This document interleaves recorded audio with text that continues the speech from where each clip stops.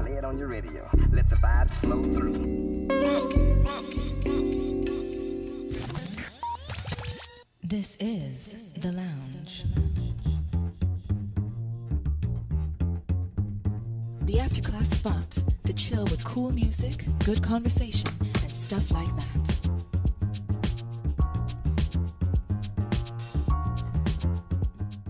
I am DJ Dagny. I hosted and produced The Lounge, which was a show at WRGW District Radio featuring music from around the world, information about local events in the DC area, and stuff like that. It was also voted as one of the best shows in the 2012 spring semester.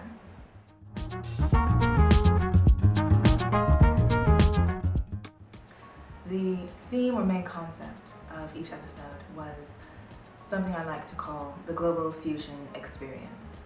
And what that entailed was I wanted to showcase artists from around the world, as well as American artists, who fused genres, instrumentations, and storylines within their music. So either there was a fusion of different genres, or a collaboration of different instruments, or vocals, or the storyline.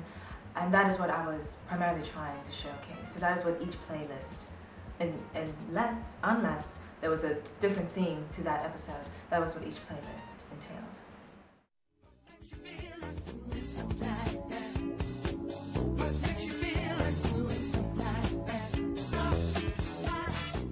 All right, we're now at the Stuff Like That section. And as I said at the beginning, I wanted to have a moment of soul for the great and unfortunately late Don Cornelius.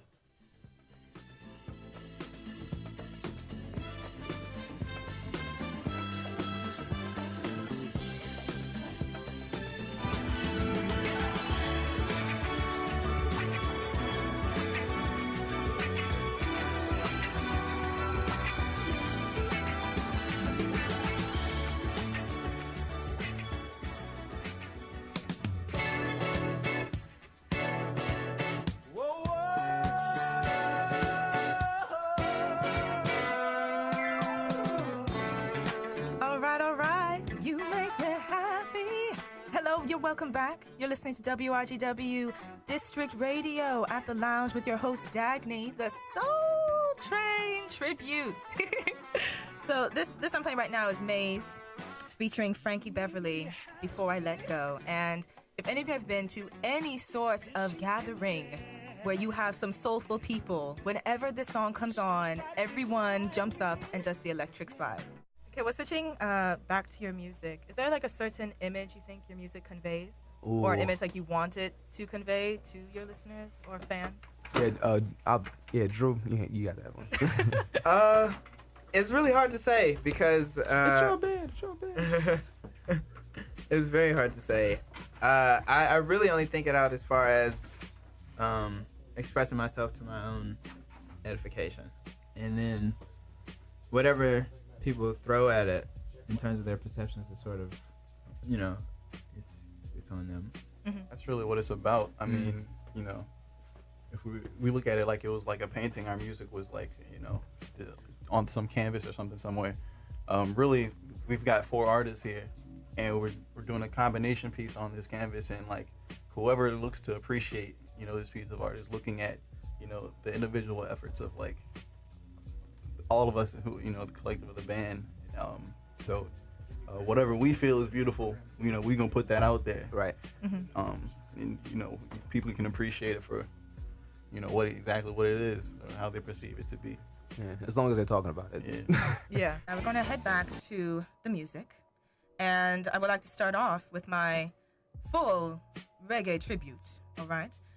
Before we had some fusions and stuff, but right now we're doing the real stuff now. First up, I have Baby I'ma Want You by John Holt, who is a reggae singer and songwriter.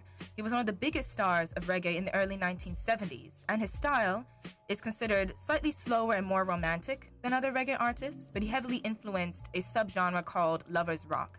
This is John Holt with Baby I'ma Want You.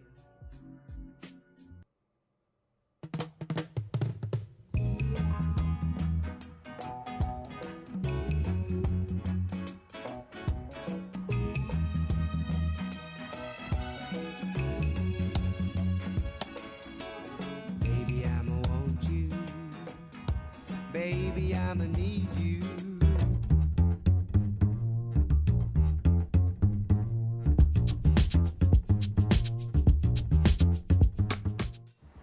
Creating my playlist was quite a long process because I would put a lot into it.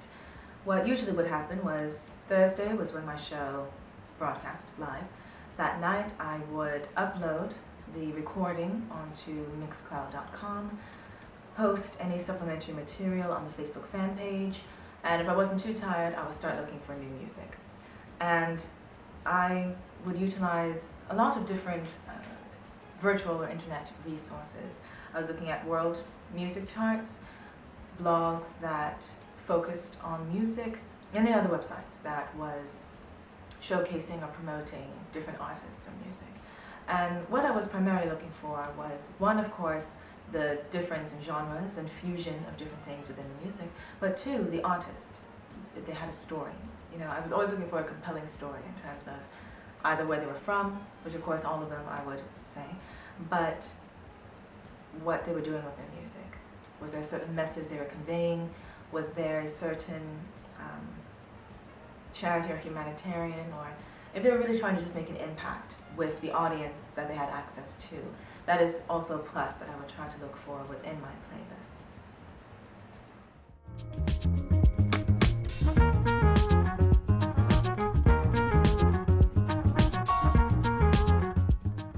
Working with a university radio station has its challenges and advantages.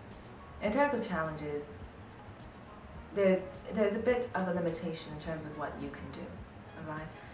Sometimes you come into the studio and either the equipment is not working, or the stream is not up, or the internet is not working, or there are buttons missing, or the microphones are having some issues, which could be somewhat frustrating, you know.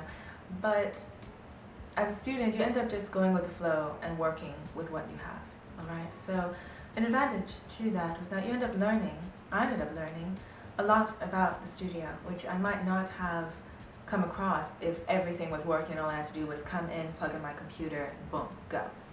All right, so I learned how to troubleshoot certain things, get the recording working, the soundboard, and different things like that. Another advantage of a university radio station that is student run is that it is open for anything you want to do with your show.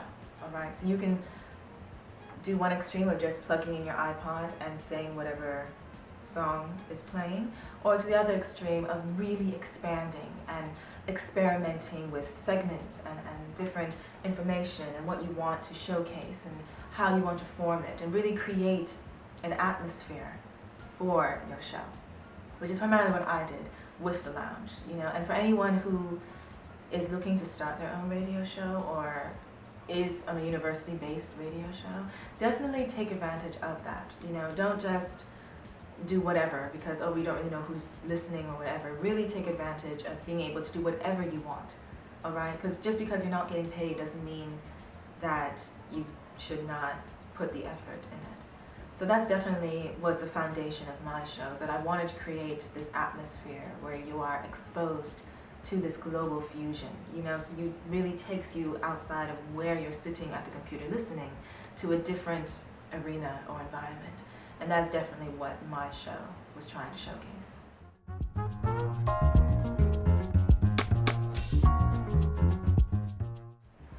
In terms of gauging my audience, it was a bit difficult.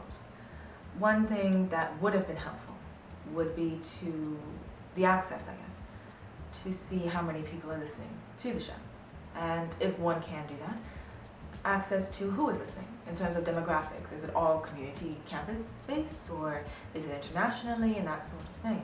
Because I did utilize Facebook, that the lounge had a fan page which had a link to all of the recordings, as well as a link to any local events or things happening in DC that I would talk about in my Stuff Like That segment, and also music videos or interviews of artists that I decided to feature, all right? And even though, yes, there was a certain number of people who liked my page, but there was no feedback. That was one of the, I guess, disheartening things I found, because every Thursday, sometimes I would be the only one in the studio, right? So I'm there by myself, I'm there for my hour and 40 minutes, and after that, there's no, sometimes you feel like you were just talking to yourself for the entire time, you know, which was a bit of a damper. You know, there was never a time, there was no real call-ins, no one was posting on the fan page saying, oh, I really like this song, or you should do more of this, or hey, could I request something? No one stopped me on campus saying, oh my goodness, I really like this on the lounge, or I like that, or it's really helping me with this, or hey, could you maybe try this out? There was none of that. You know, a few people who were part of the radio did tell me that, you know, they really liked it or was really good quality, which I'm very thankful for. But since I'm very critical of my work, you know, more objective feedback would have been more helpful for me. Now, in terms of how to get that, in terms of giving the incentive for an audience to participate and collaborate with you in terms of the show, I have yet to figure out what I need to utilize to do that. All right. One thing that was really helpful, I think, was Mixcloud.com. Being able to upload the recordings to an online forum that anyone can listen to, I thought was very helpful. I definitely utilized that, which is why you can find every episode of The Lounge at mixcloud.com/TheLoungeWRGW. I utilized that myself in terms of listening to the recording and thinking, oh, I don't like how I sounded there, or maybe I should change the volume of this, or maybe I should tweak this segment, or maybe I should say less about the artist or more about this part. That definitely helped me. But it also helped in terms of broadening my audience. Because on Mixcloud you can follow DJs or Cloudcasts. So I had followers ranging from Russia to Tokyo to the UK. And these are people who did not know me personally, but just had stumbled onto my Cloudcast and liked it, which definitely was encouraging in terms of what I was utilizing after I was live to make sure that more people can listen to it and make an impact, I guess, in terms of what people are listening to.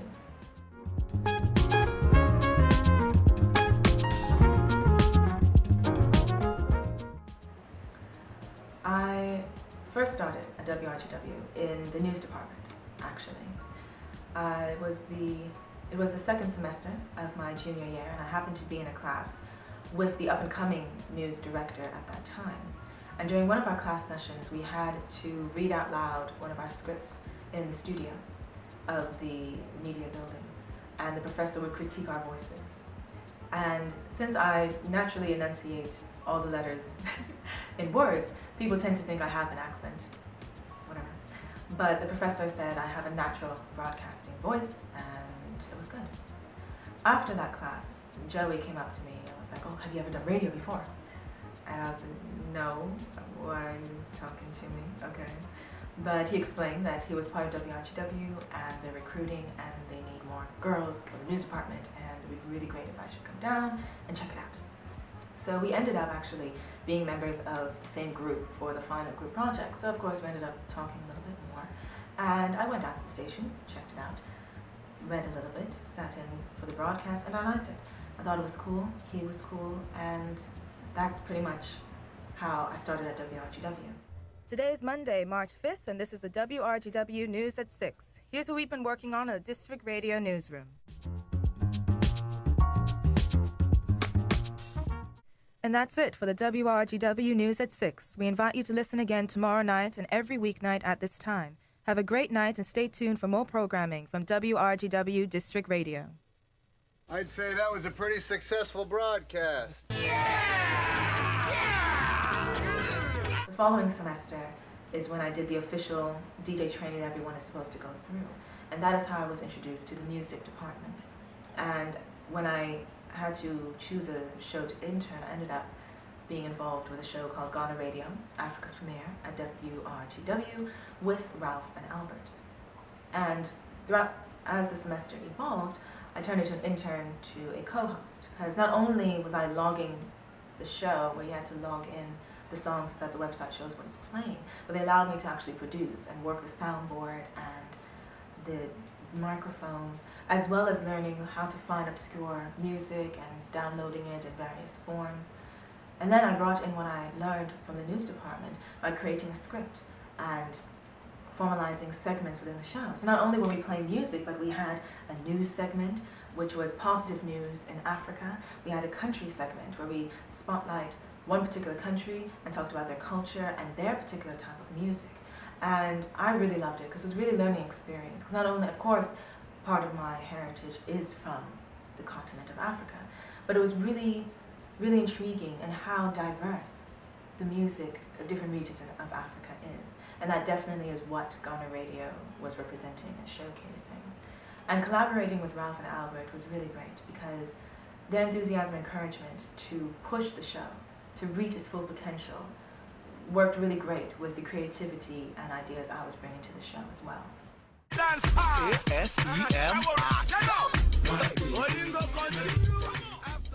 You're listening to Ghana Radio, Africa's premiere at WRGW. Good morning. Welcome to the show. Good morning. It's good to know you're out there and waiting for us. Yes, we're very excited. I know for now my violence is I wanna party hard. This is me one party hard. Me I go party hard. I say me now party hard. Me I go party hard. I say me now party hard. Don't want to party hard. Alright, party hard. Of course, my final semester is where the lounge was formed. And it had two parts. One, a lot of ideas came from my previous radio experience with Ghana Radio and the news. But on top of that, the lounge was an idea that I had back in middle school where I wanted to open my own lounge or club that had this atmosphere where you were emerged or showcased with this type of global fusion music. It was classy, elegant, not overly expensive, but had that cool Cats feel. And the atmosphere of the lounge is what I created with my show. Hello and welcome. You are at The Lounge with your host and friend Dagny, bringing you the Global Fusion Experience only at WRGW District Radio. Welcome back. I have a pretty cool playlist set up for you guys today. As usual, we'll be taking a trip around the world in 1 hour and 40 minutes. In particular, we will be visiting parts of Eastern Europe, Southern Africa, Latin America, and Washington, D.C., believe it or not. There are also a number of events I think you might want to check out that, of course, I will be discussing during my Stuff Like That segment. Without further ado, let's get on with the music. What I really liked about this one that I chose to share with you is that, you could tell the foundation of the song has that techno club beat, but then they layered it over with their own instruments, and then on top of that, they have their own language and a bit off-tempo, which I thought was really cool. So without further ado, this is Musica by Fly Project.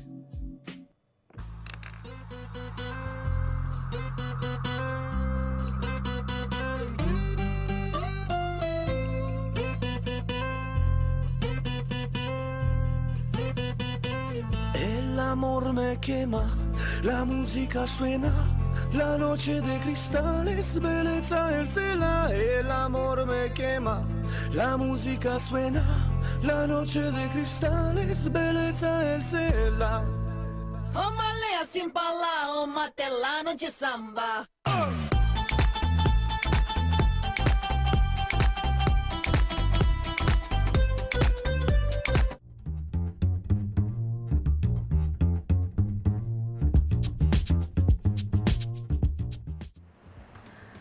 With my newly discovered passion as a radio host, or a DJ radio host, I guess, I definitely would love to continue it if in a job sense where I get paid with all this promoting I've been doing, or independently, all right? Definitely next, I'm expanding. My next project is called Dags Productions, where, including this interview that you're watching, everything that I create is going under this umbrella called Dags Productions. And the concept of the lounge of global fusion will definitely be incorporated. It might not only be in terms of radio, it could also be in television, magazines, film. I'm really trying to fuse all of that with the primary goal, or the baseline of the goal, is just to showcase and emerge others into an experience where you get to have this concept of learning new things, but still being entertained and just having more of a sense of culture, I guess. So that definitely will be my next move. So to everyone who listened to The Lounge, thank you very much for listening. Regardless if it's every episode, one episode, a few seconds of a couple of episodes, thank you. I hope you enjoyed the Global Fusion experience, and I definitely had some fun times. If you are interested in keeping up to date of what my next plans are, next projects, definitely check out Dags Productions. There is now a fan page for it, facebook.com/Dags Productions. That is where I'll be posting all of my different articles and mini movies and whatever else I decide to create. So I will see you later at Dags Productions. Ciao.